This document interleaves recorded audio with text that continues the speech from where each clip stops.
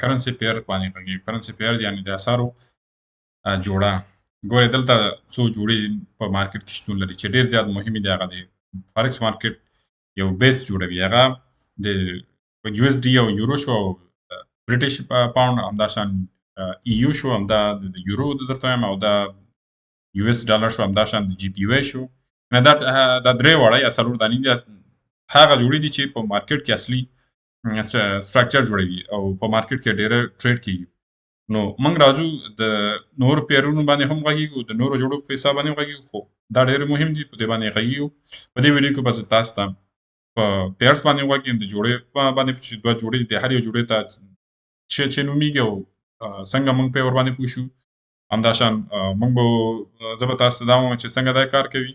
ورپسې زه به تاسو ته دا وښیم چې پیپس څه شی دی، پیپس څنګه کار کوي او څنګه یې پیدا کړو، څنګه یې کلکولیټ کړو، او همداشان د مارکیټ په نورو مسایلو باندې چې هغه ډېر زیات اړین دی.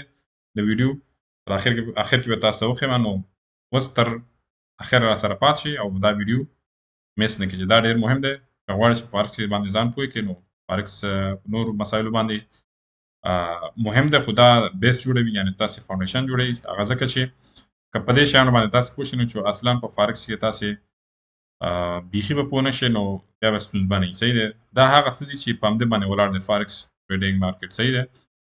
نو دغه مارکیټ لپاره باید دا مسایل تاسې ځان پوه کړئ. نو راځو مخکې ځو، نو وخت نه ضایع کوو.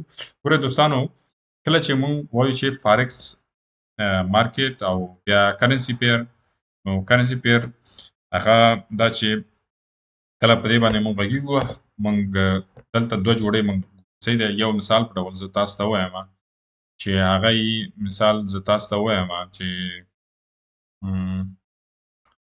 مثال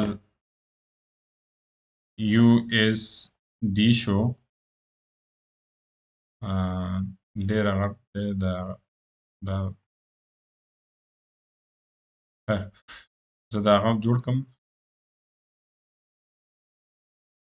نو لومړی چې په کرنسي پیر کې راځي، موږ لرو بیس کرنسي، موږ لرو بیس کرنسي، بیس، او ورپسې موږ لرو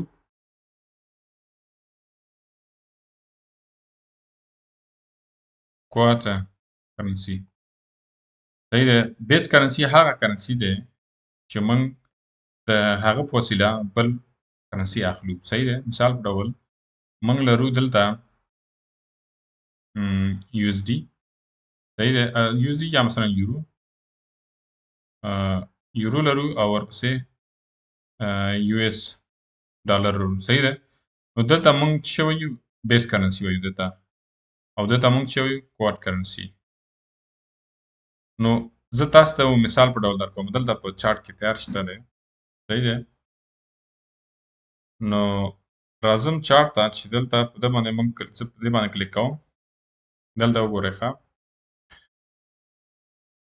نو موږ کله چې غواړو یو اس یا یو اس ډي ډالر واخلو، صحیح دی، موږ اړتیا لرو چې باید په دې وخت کې تاسې باید څه وکړئ؟ تاسې باید یو یورو واخلئ او د یو اس ډي ډالر څومره باید هغه وي؟ هغه باید وي مثال د اوس کرنسي مارکیټ کې څومره دی، دغه اوس ریټ څه دی، دغه مثلا یو یورو شو. نو دلته اوس یو یورو دا ایکول کېږي څومره سره؟ مثال د همدا اوس مارکیټ ریټ څه دی؟ 1.429. صحیح دی.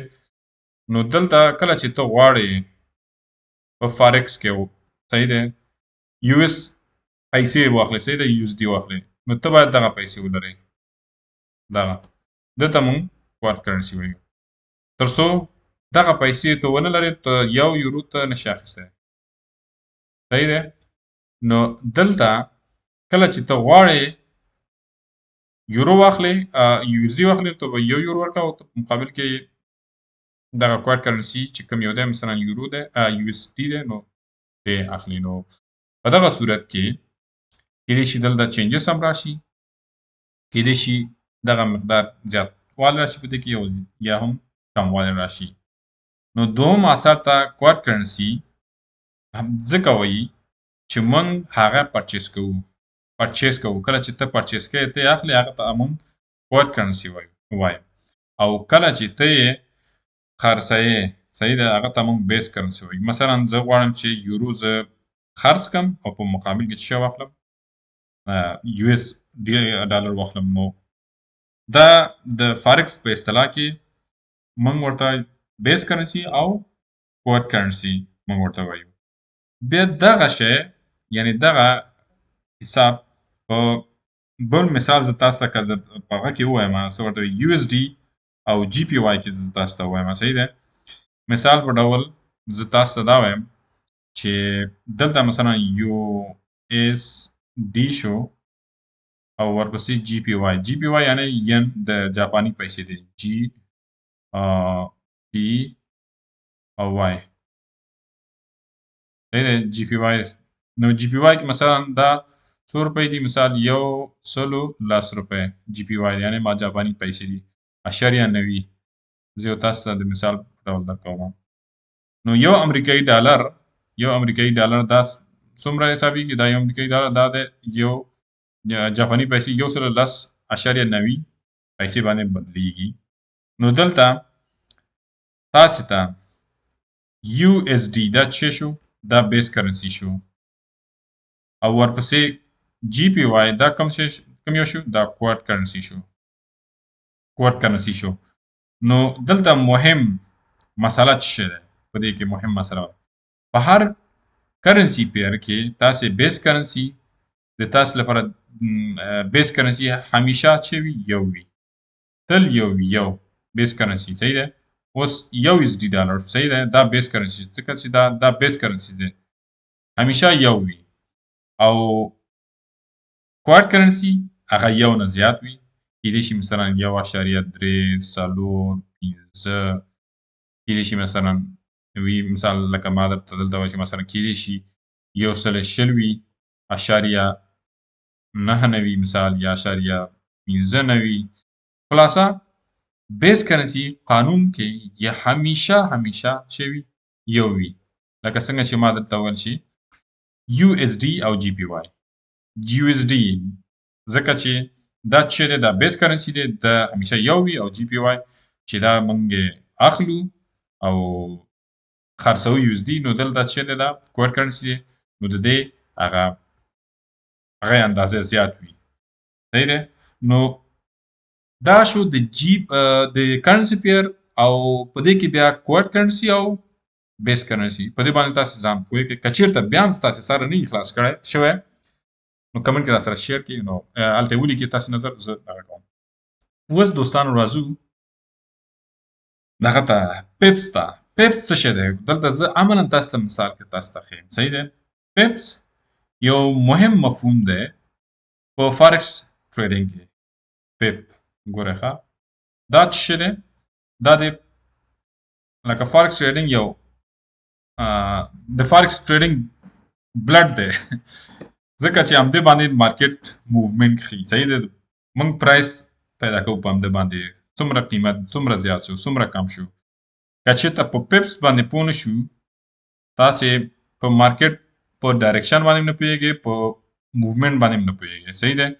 چې ډایرکشن کې څومره مثلا هغه قیمت زیات شو، صحیح دی، او څومره مثلا که چېرته ښکته راغی مارکیټ، څومره قیمت هغه پیسې ښکته شو. او که چېرته ډایرکشن په رینج کې وي، نو په کوم اندازه باندې دا رینج کې دی، صحیح دی. نو دا هر څه چېرته راګرځي؟ پیپس ته راګرځي. نو پیپس دا یو ملا تیر دی د څه شي؟ د دې مارکیټ، د فارکس مارکیټ. که پوه نه شئ، نو بیا ستونزه ده. نو بیا راځو اوس په پیپس باندې صحیح معنا باندې موږ ځان پوهوو چې پیپس شی دی، څنګه حرکت کوي او څنګه دا کار کوي، صحیح دی. نو په دغه صورت کې دلته موږ څه کوو؟ موږ راځو پیپس دلته په عملاً ډول زه تاسو ته وښیم.